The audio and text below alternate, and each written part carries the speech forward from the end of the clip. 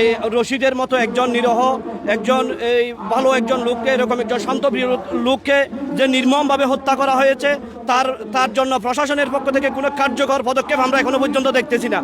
এলাকাবাসী, এলাকার সাধারণ জনতা নেমে এসে একজন খুনিকে ধরে মূলত প্রশাসনকে গছাই দিয়েছে। আরও কিছু খুনি গতকাল একটি মামলা হয়ে যাওয়ার পরেও এসপি মহোদয়ের পক্ষ থেকে, মহেশখালী থানার ওসির পক্ষ থেকে এখনো কোনো কার্যকর কোনো পদক্ষেপ আমরা এলাকাবাসী দেখতেছি না।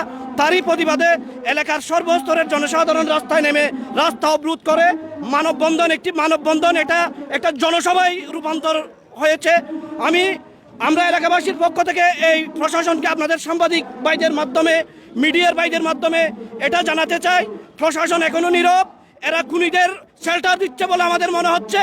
এর রশিদের মতো একজন লোককে গত পরশু নির্মমভাবে হত্যা করার পরে কালকে জনতার হাজার হাজার মানুষ, লক্ষাধিক মানুষ জনতায় তার জানাজায় অংশগ্রহণ করার এই ভিডিওটা দেখার পরেও আমরা এসপি মহোদয়ের পক্ষ থেকে, থানার ওসির পক্ষ থেকে, প্রশাসনের পক্ষ থেকে এই আসামি, এই খুনিদের গ্রেপ্তারের কোনো কার্যকর পদক্ষেপ আমরা এলাকাবাসী দেখি নাই।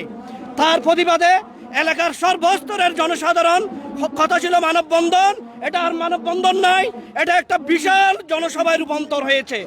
আপনারা দেখুন, আমি প্রশাসনকে আবার বলবো, আপনারা কার্যকর পদক্ষেপ গ্রহণ করুন, এই খুনিদের গ্রেপ্তার করুন। প্রশাসন চাইলে খুনিরা গ্রেপ্তার হতে 24 ঘন্টা লাগে না, কিন্তু এখনো পর্যন্ত 72 ঘন্টা হয়ে গেলেও তাদের কোনো পদক্ষেপ আমরা দেখি নাই।